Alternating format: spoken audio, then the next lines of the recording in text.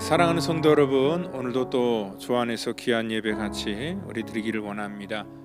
특별히 또 우리 사순절 또 세 번째 주를 맞이하여서 또 이 시간 우리 하나님께 예배할 때에 오늘도 우리 십자가에서 주시는 그런 하나님의 놀라운 그런 진리의 은혜가 우리의 심령과 또 우리의 삶 속에 녹아지기를 원합니다.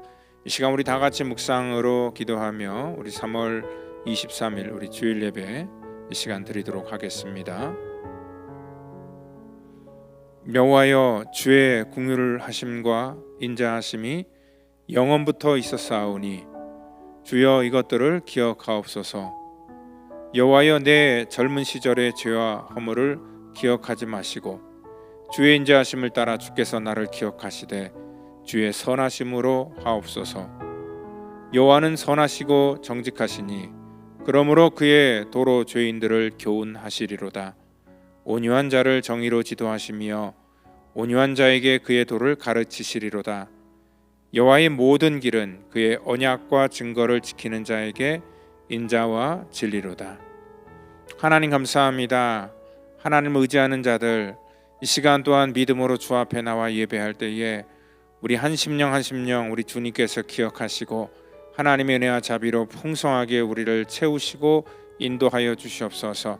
연약한 우리들의 삶 속에 하나님의 능력이 우리 가운데 오실 때에 하나님 주님의 능력으로 우리가 다시 한번 일어나는 그러한 놀라운 은혜를 맛보도록 이 시간 함께하여 주시옵소서. 예배 전체를 주께 의탁합니다. 주님께서 홀로 영광 받아 주시기를 간절히 바라고나오며 사랑이 많으신 우리 구주 예수님의 이름으로 기도하옵나이다. 아멘.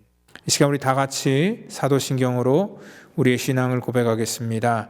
전능하사 천지를 만드신 하나님 아버지를 내가 믿사오며 그 외아들 우리 주 예수 그리스도를 믿사오니 이는 성령으로 잉태하사 동정녀 마리아에게 나시고 본디오 빌라도에게 고난을 받으사 십자가에 못 박혀 죽으시고 장사한 지 사흘 만에 죽은 자 가운데서 다시 살아나시며 하늘에 오르사 전능하신 하나님 우편에 앉아 계시다가 저리로서 산 자와 죽은 자를 심판하러 오시리라. 성령을 믿사오며 거룩한 공회와 성도가 서로 교통하는 것과 죄를 사하여 주시는 것과 몸이 다시 사는 것과 영원히 사는 것을 믿사옵나이다. 아멘.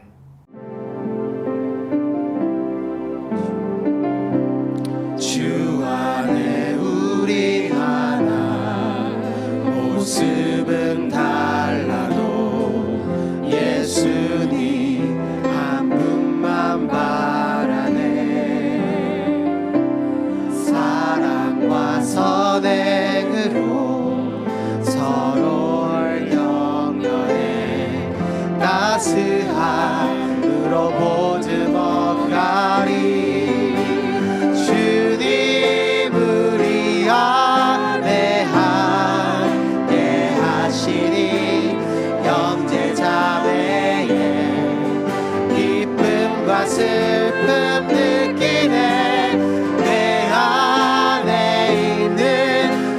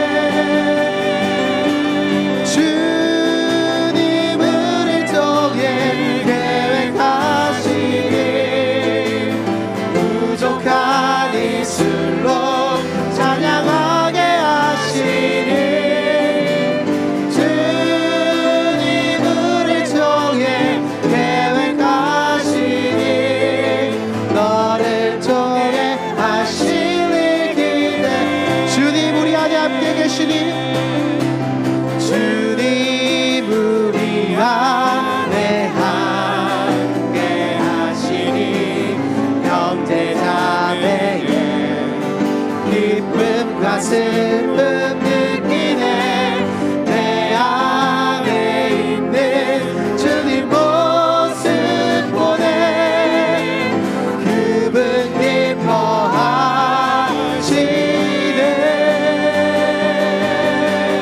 그분 기뻐하시네 주님 우리 통해 계획하시니 부족한 입술로 찬양하게 하시니 주님 우리 통해 계획하시니 너를 통해 하실 일 기대해 우리를 통해 하실 일 기대해 우리를 통해 하실 일 기대해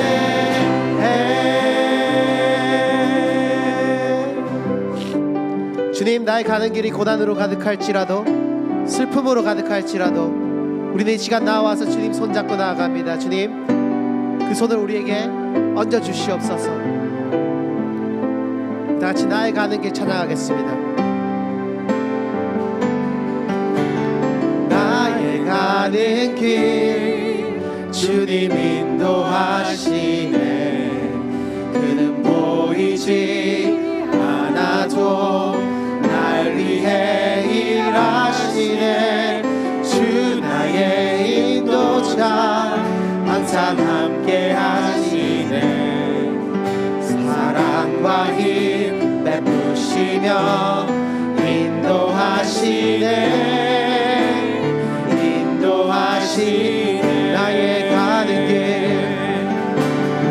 나의 가는 길 주님 인도하시네 그는 보이지 않아도 날 위해 일하시네 주 나의 인도자 항상 함께 하시네 사랑과 힘 베푸시며 인도하시네 다시 한 번만 더 고백할까요? 나의 가는 길 주님 인도하시네 그는 보이지 않아도 날 위해 일하시네 주 나의 인도자 항상 함께 하시네 사랑과 힘 베푸시며 인도하시네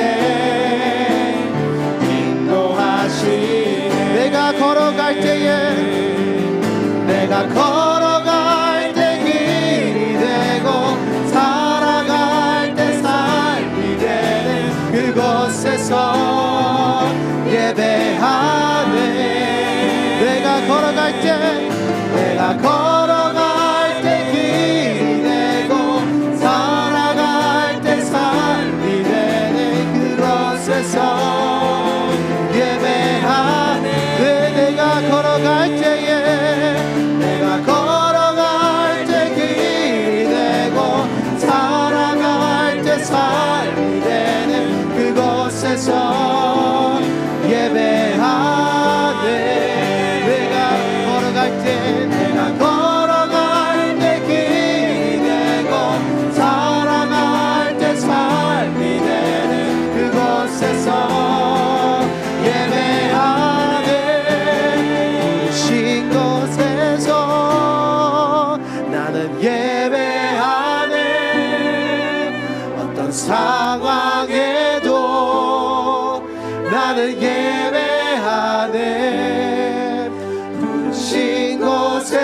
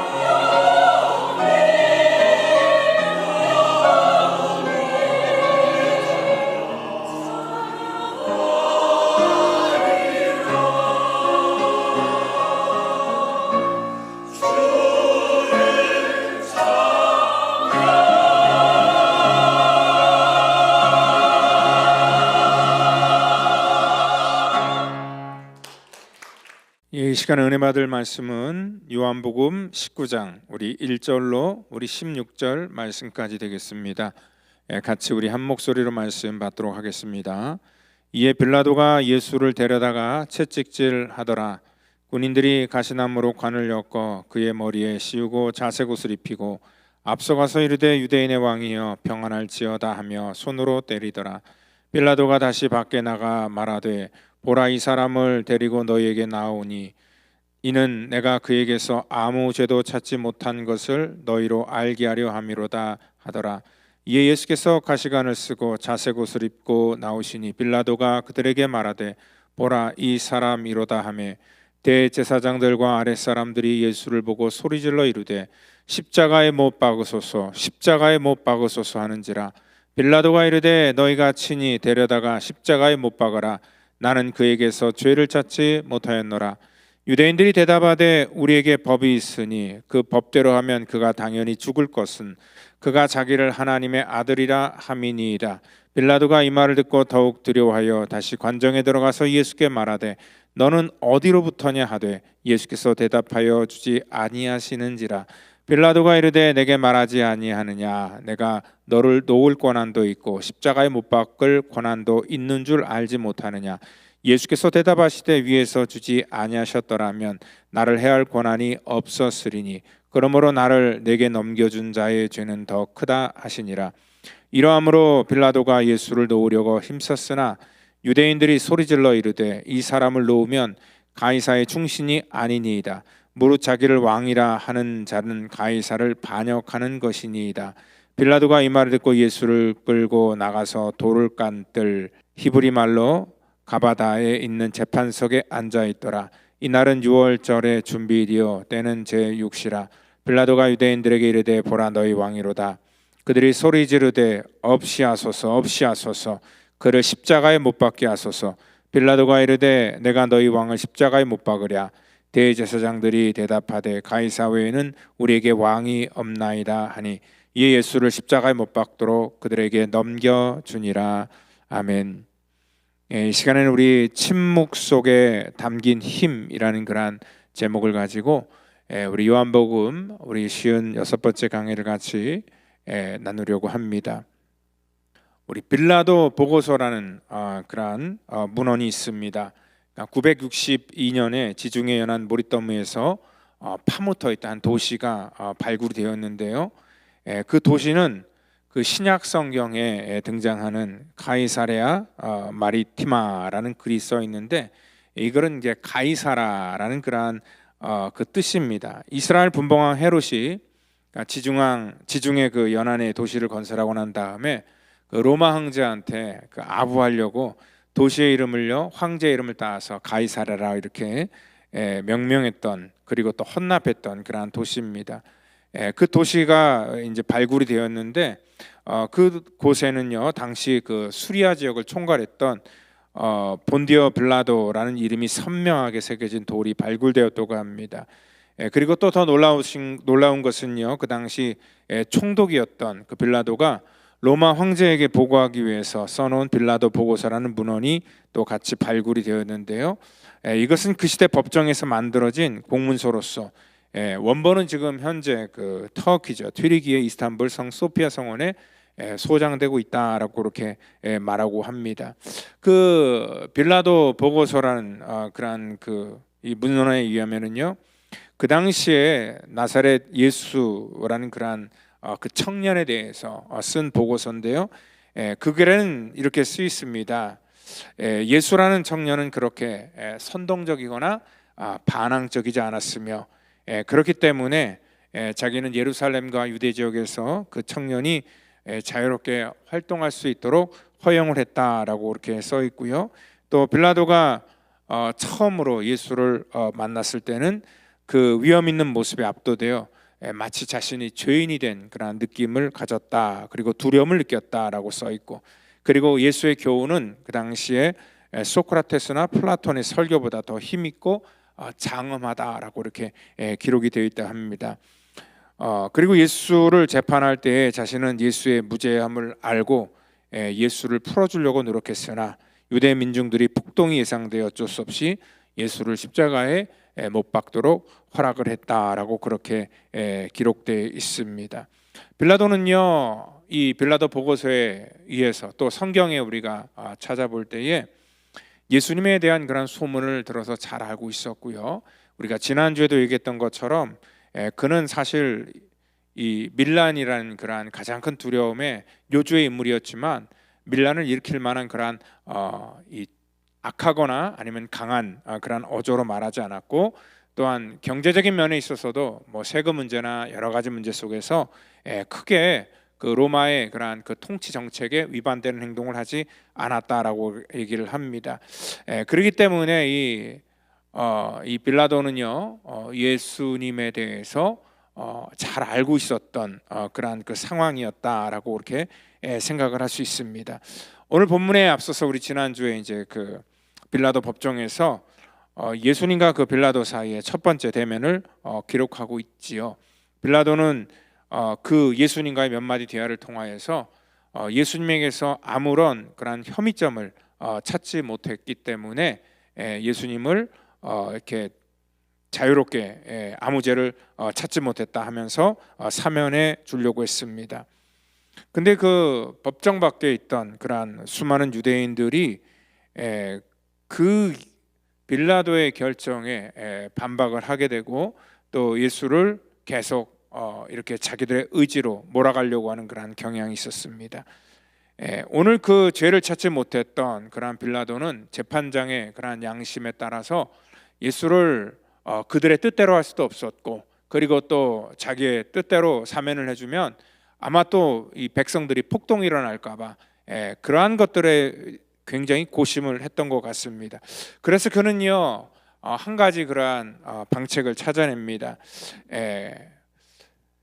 그날이 마침 명절이었기 때문에 그 명절의 그러한 전례에 따라서 죄수 한 사람을 사면해주는 그러한 일들이 있었는데, 그러한 것들을 이용해서 당신들이 요구하는 대로 내가 그 예수를 이 죄로 유죄로 내가 인정해 줄 것이지만, 그리고 특별히 또 이 빌라도는 자기의 양심상 예수와 죄가 없다는 것을 알았기 때문에 그를 어떻게 법적으로 조치할 수 없어서 그냥 죄인인 걸 인정해 주고 그날이 명절이기 때문에 그냥 사면해 주는 그러한 쪽으로 아마 이 가닥을 잡았던 것 같습니다.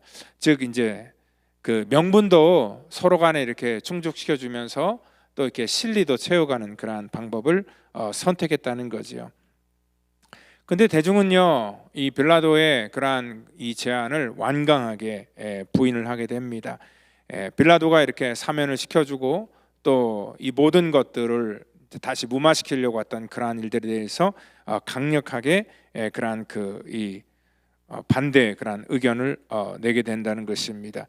그렇기 때문에 빌라도는요, 이때 어떠한 선택을 하게 되면은요, 오늘 그 빌라도가 예수를 데려다가 채찍질하더라라고 이렇게 19장 1절에 시작됩니다. 다시 또 예수를 신문하고, 그리고 나무 그 가시 나무로 관을 엮어 그의 머리에 씌우고 자색 옷을 입히고 유대인의 왕이여 평안할지어다 하면서 손으로 때렸다라고 얘기를 합니다. 아마 이 과정을 통하여서 예수님의 그러한 그 얼굴은 또 예수님의 모든 몸은 만신창이가 되었을 겁니다. 온몸에는 그 채찍과 가시관으로 인하여서 피가 흐르고요. 그리고 또 온몸은 다 부어올랐고, 그리고 제대로 된 그러한 모습을 찾아볼 수 없을 정도로 굉장히 흉측한 그러한 외모를 아마 가지고 있었고, 사람들에게 지금 예수님을 이렇게 보여줍니다. 그들의 반감을 아마 누그러뜨리려고 하는 그러한 계산이었던 것 같습니다.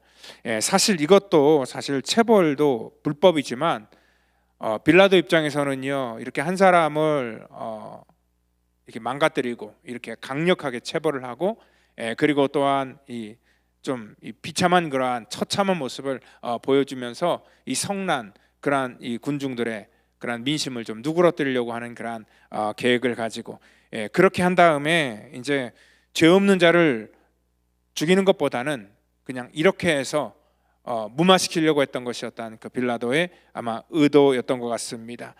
그리고 또한 아무것도 아무 죄를 찾지 못한 것을 너희에게로 알려한다라고 4절에 그렇게 말씀을 하고 하면서 그들 앞에 예수님을 다시 이렇게 데려놨는데,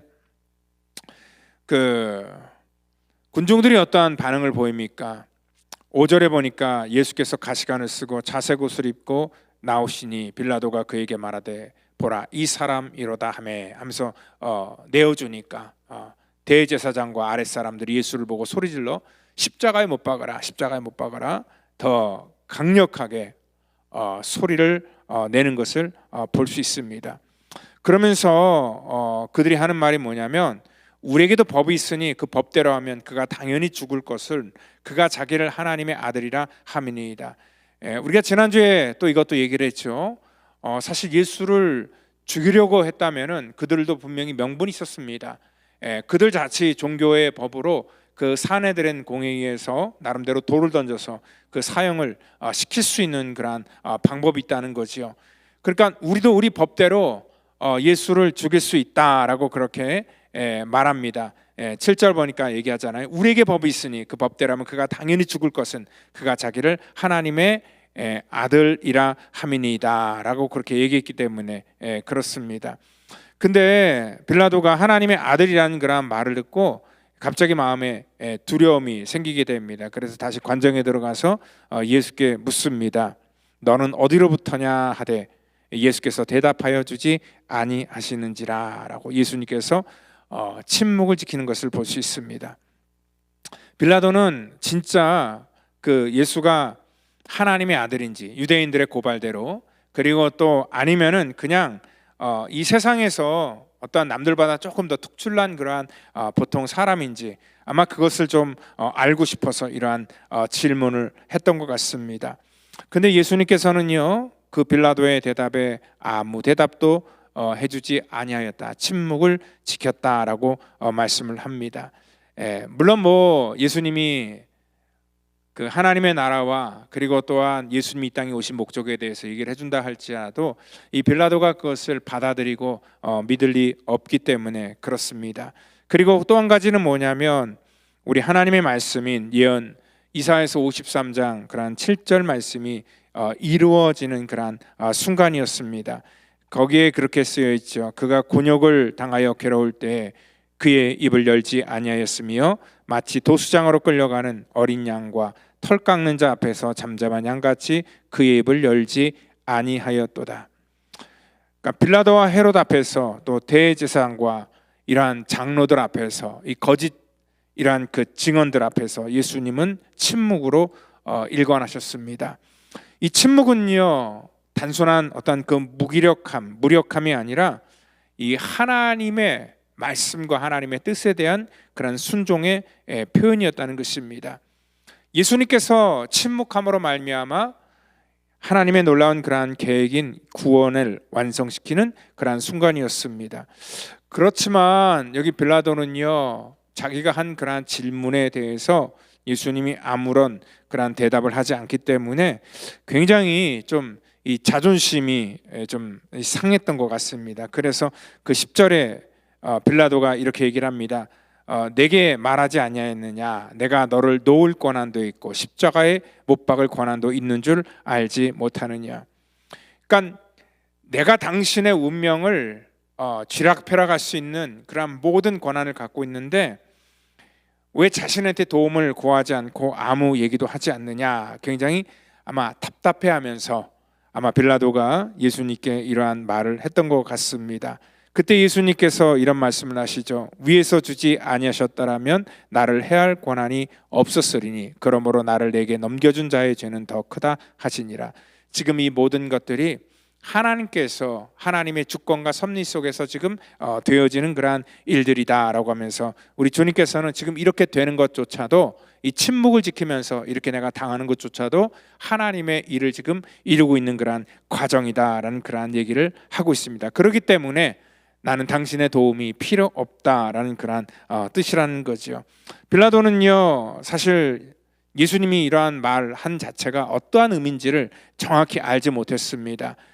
그렇지만 계속 그의 양심 속에서 그 예수님에 대한 그러한 객관적인 관점에서 볼 때 죄가 없다고 생각했기 때문에 12절 보니까 이러함으로 빌라도가 예수를 놓으려고 힘썼다라고 말하고 있습니다. 어떻게 하든지 간에 예수님을 놓아주려고 힘을 썼다. 이 빌라도는 인간적인 관점 속에서 그러한 액션을 취했다는 것입니다.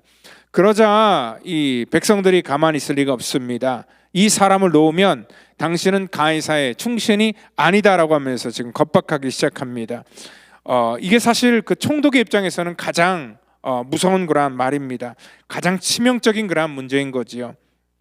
이 황제 이름을 거론을 하면서 이 당신이 그 가이사 그 황제의 말을 듣지 아니하는 것, 그거는 당신의 그러한 소임을 감당하지 않는 것이다라고 하면서 어떻게 보면 민원을 넣어서 당신을 고발하겠다. 왜냐하면 분명히 우리에게는 황제가 있는데 이 예수라는 자가 자기가 유대의 왕이라고 얘기를 했기 때문에 이거는 그 황제에 대한 그런 권위에 대한 도전이다. 그리고 또 당신이 그걸 묵인하면 당신도 역시 같이 이렇게 묶어서 같이 고발할 것이다라고 그렇게 이 반란죄로 이렇게 고발을 하려고 하니까 이때 더 이상 이 빌라도가요 예수를 어떻게든지 간에 놓으려고 힘썼지만 더 이상 그가 자기 힘으로 될 수 없다라는 것들을 스스로 깨닫게 됩니다. 그래서 이러한 상황에 직면하자 자기가 피해를 당하지 않기 위해서 자기 양심을 저버리고요, 이제는 대중의 그러한 여론에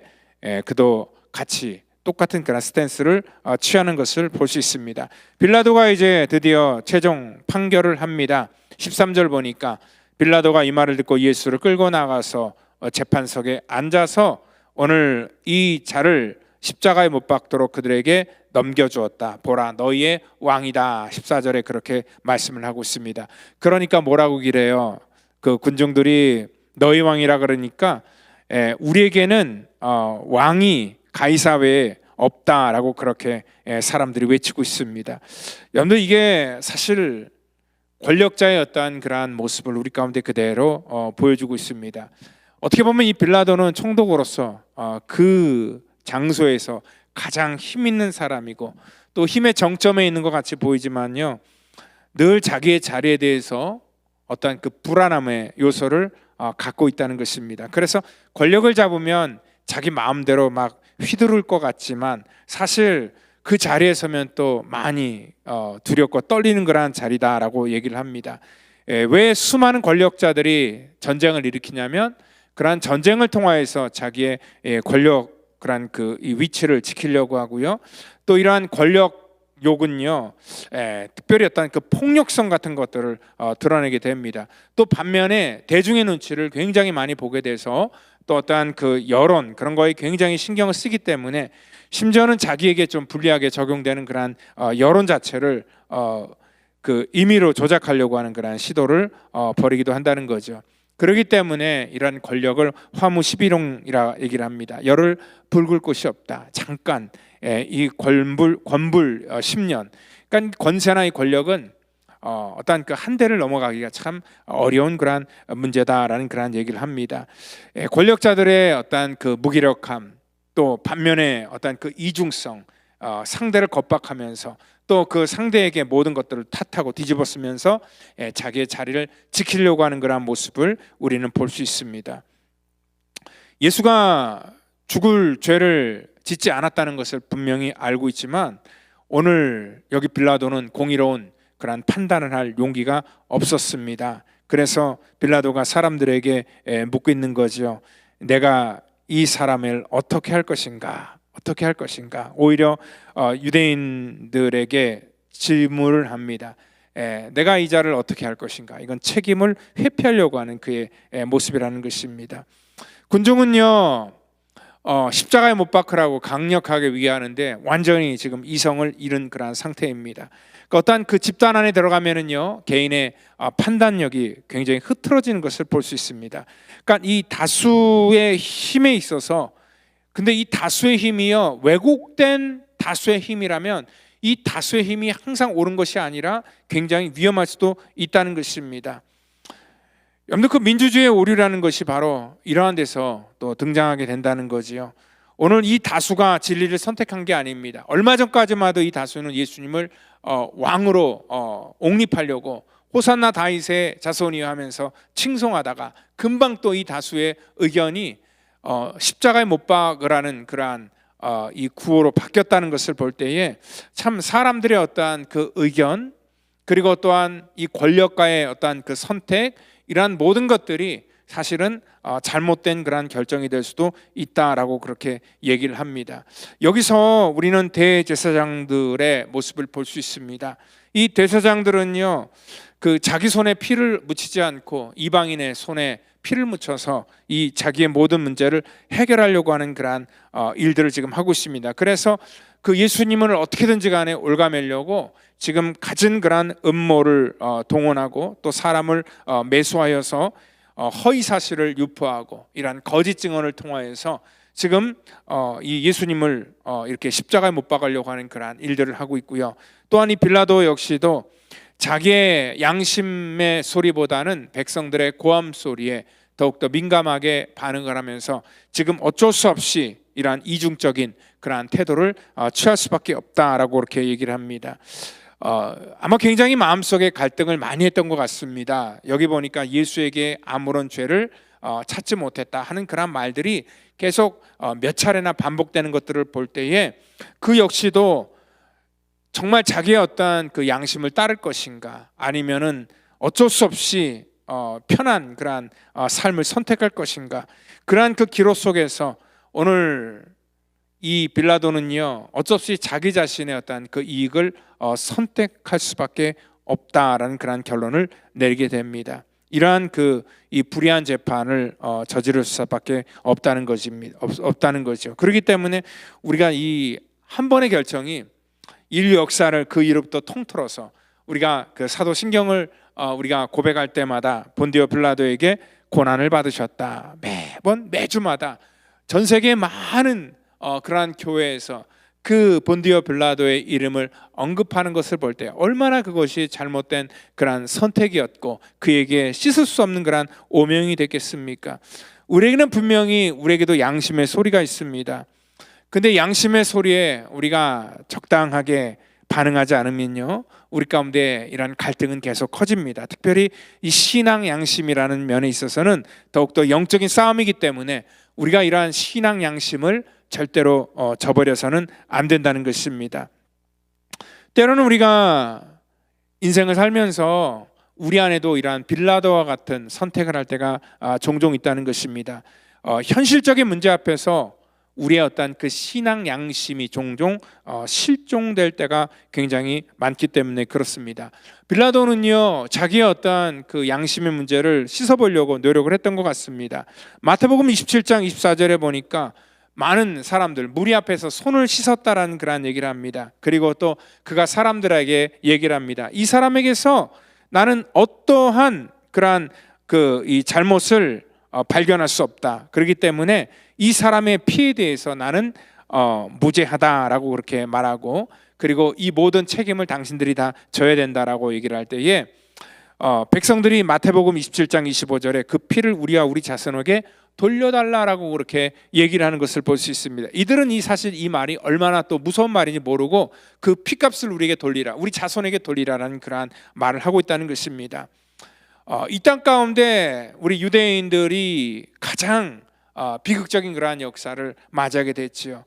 아마 그 예수님이 돌아가신 이후에 불과 몇 년 안 되어서 그러니까 AD 70년경에 유대민족은 완전히 이 짓밟힘을 당하게 되고 전부 다 그 땅에서 추방을 당하게 됩니다.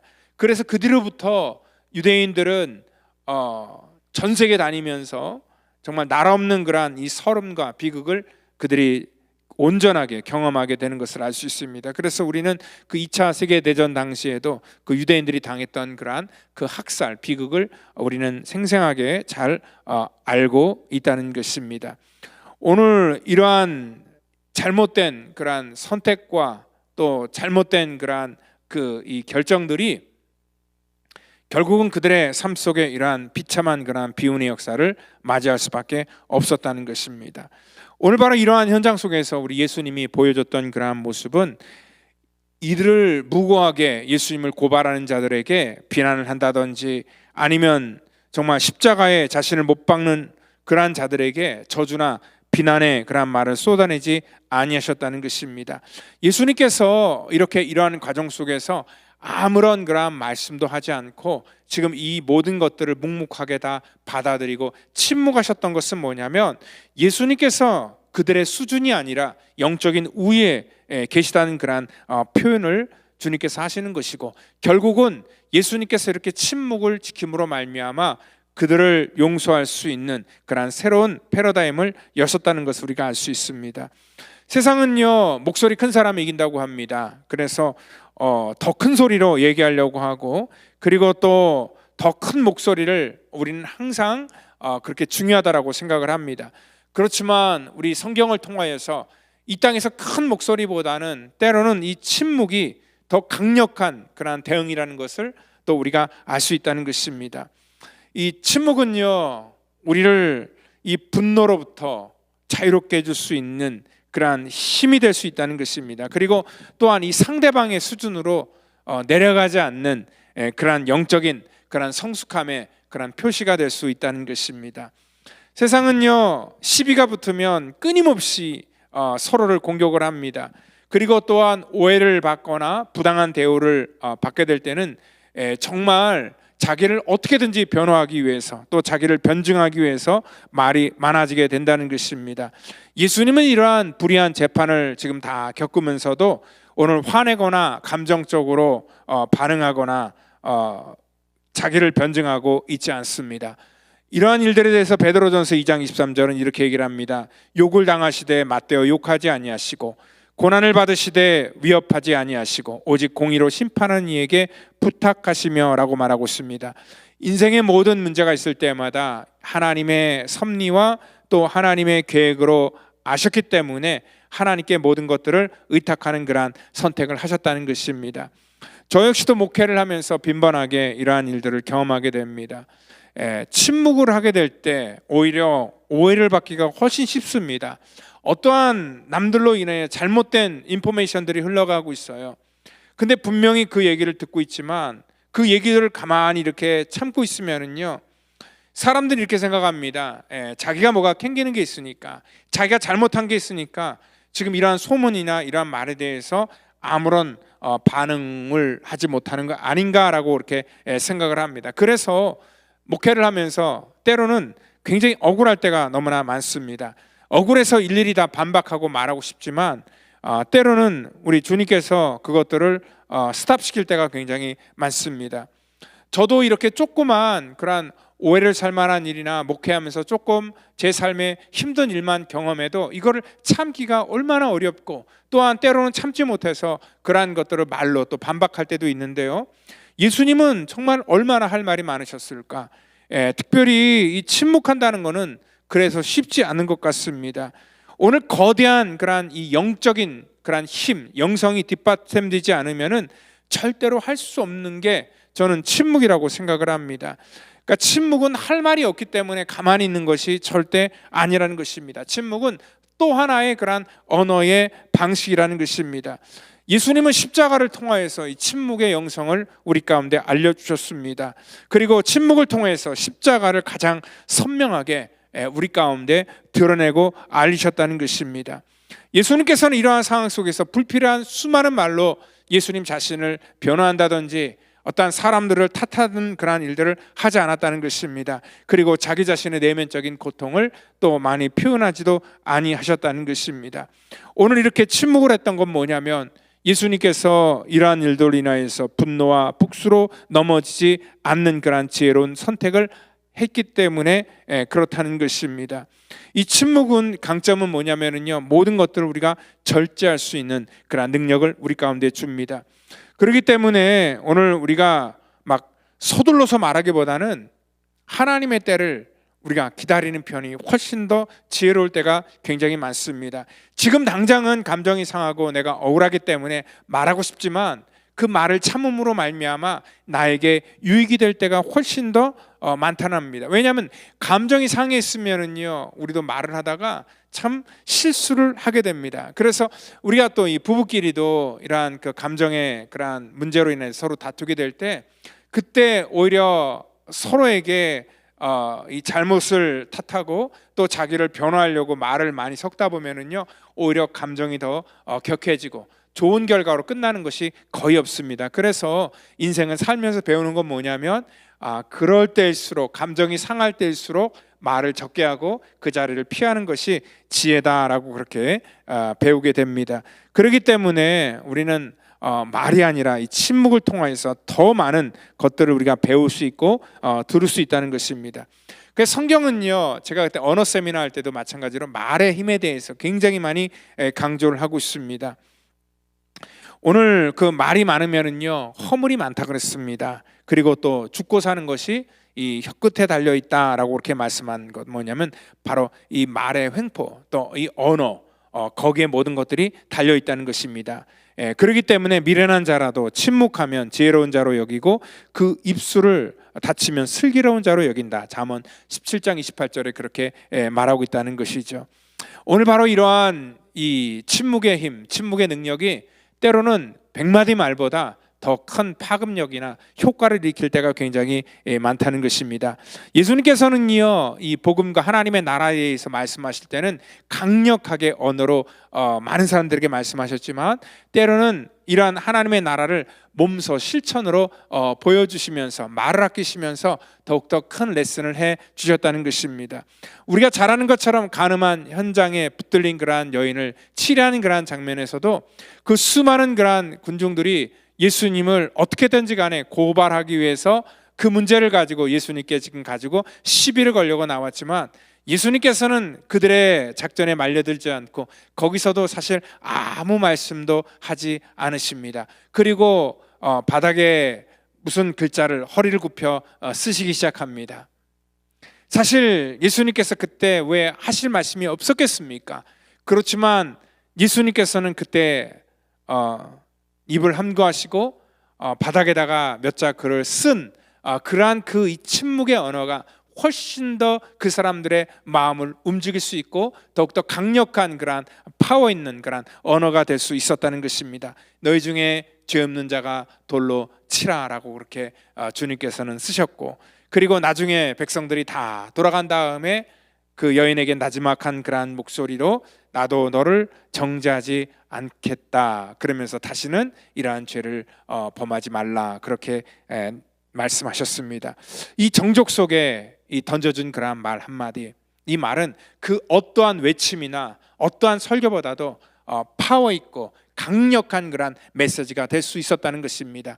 그래서 정말 말을 많이 하면서 우리가 떠드는 것보다 때로는요 임팩트 있는 그러한 이 나지막한 그러한 한마디 말이 우리의 삶을 더욱더 강력하게 움직일 수 있다는 것입니다.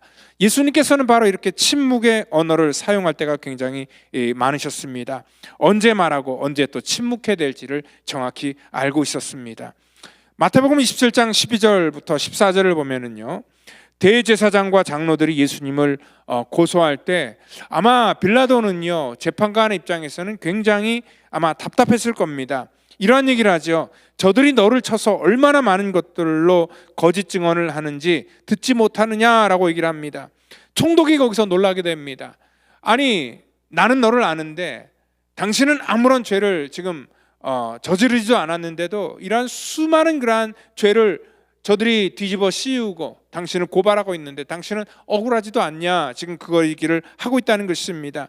그리고 사람들이 당신을 십자가에 못 박으라는 그러한 소리를 당신은 왜 못 듣고 있느냐 그 얘기를 합니다. 왜 바보처럼 그냥 가만히 앉아서 당하고만 있느냐. 오늘 사람으로부터 모함을 당하는 그러한 예수님의 모든 모습이 너무나 불쌍해 보여서 그렇게 했던 것 같습니다.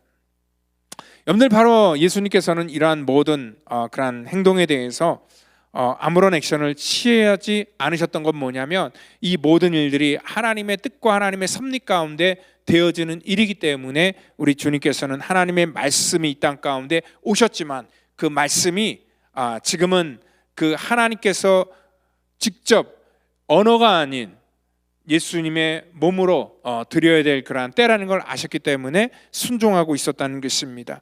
우리 기독교인들을 비판하는 그러한 사람들 중에 기독교인들은 참 말이 많다, 그리고 또 기독교인들 치고 말 못하는 사람이 없다, 기독교인들은 말만 잘하기 때문에 죽어도 입만 천국에 갈 것이다. 뭐 비아냥거리면서 그렇게 말을 하지만 사실 기독교가 이 성경의 그러한 말씀을 강조했던 그런 우리 개신교의 어떤 그 전통을 또 잘못 또 이렇게 발전시켜서 너무 이렇게 이 말만 강조했던 그런 결과가 됩니다. 사실 이 말씀과 이란 그 말, 그게 굉장히 좀 구별되어야 되는데 우리 기독교는요, 하나님의 말씀이 굉장히 우리 가운데 강력하게 역사한 그러한 곳이기 때문에 오늘 말씀은 없고 또 말만 그러한 무성한 종교로 변질될 만한 그러한 위험을 우리가 막아야 된다는 것입니다.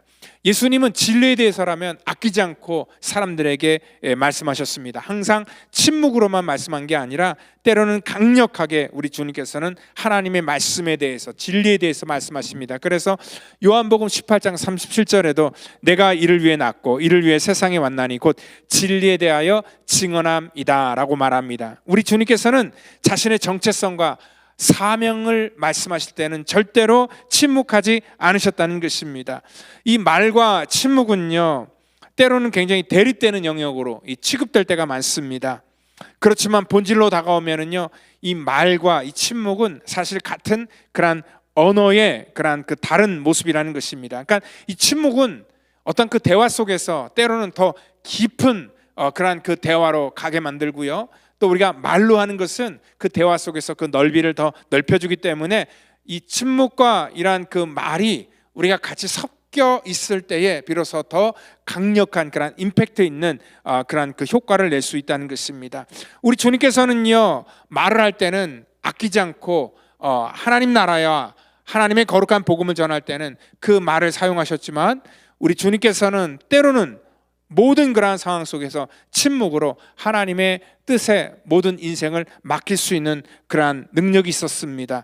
침묵도 하나의 언어입니다. 그렇기 때문에 때로는 침묵도 가장 강력한 그러한 대답이 될 수 있다는 것입니다. 오늘 십자가에서 이 침묵은 예수님의 무기력함이 아니라 가장 강력한 그런 하나님의 마음을 대변하는 그런 언어의 수단이었다는 것입니다.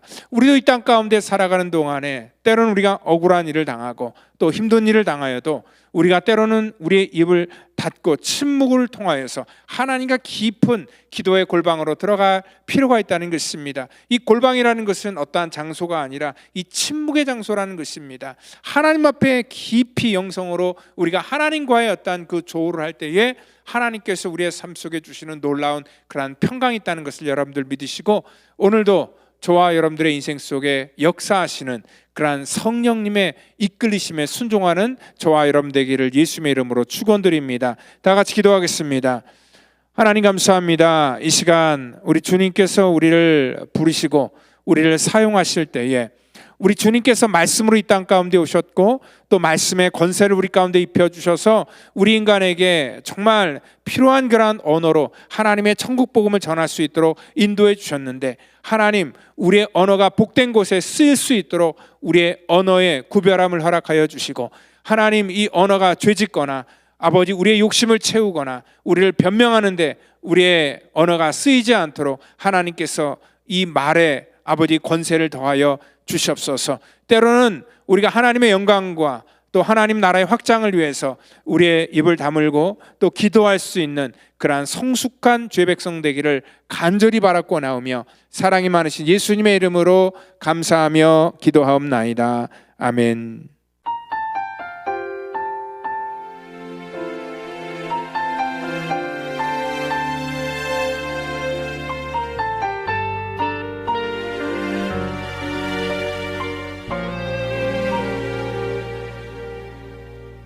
이 세상에 살아가는 동안에 나의 힘을 의지할 수 없으니 기도하고 낙심하지 말 것은 주께서 참 소망이 되심이라.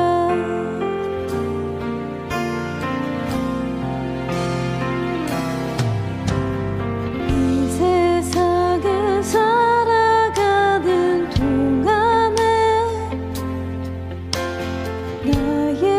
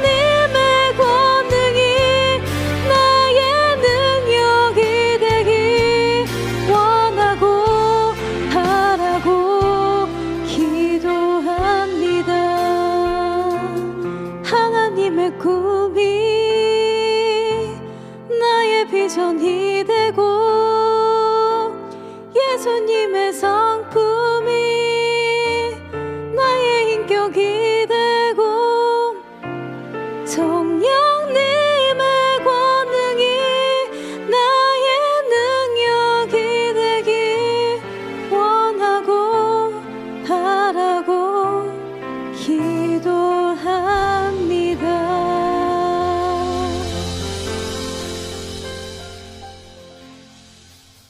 우리 드린 예물을 위해서 기도하겠습니다.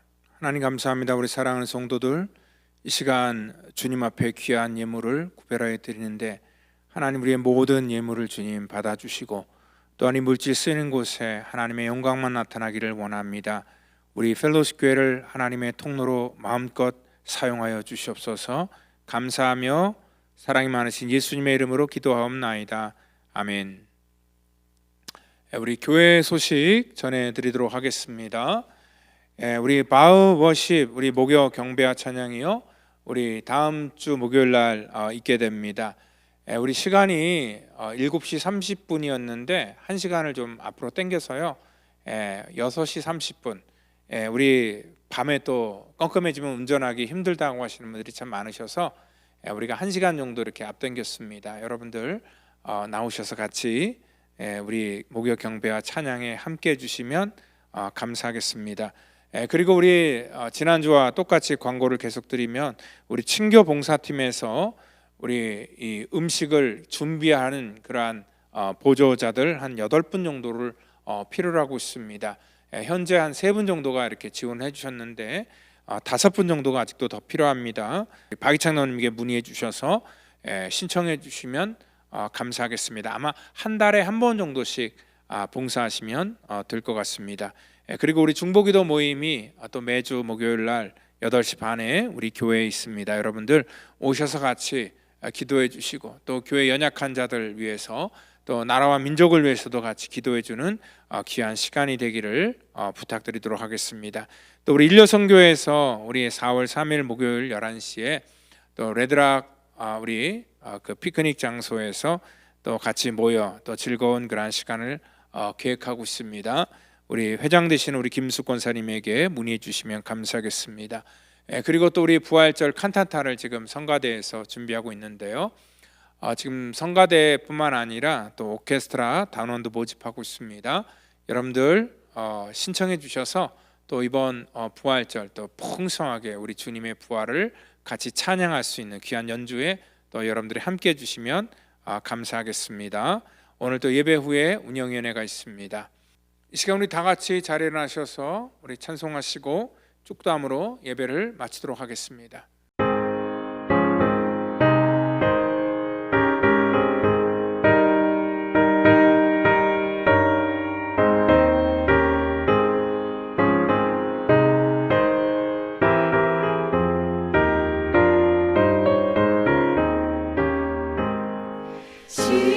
십자가를 내가 지고 주를 따라갑니다.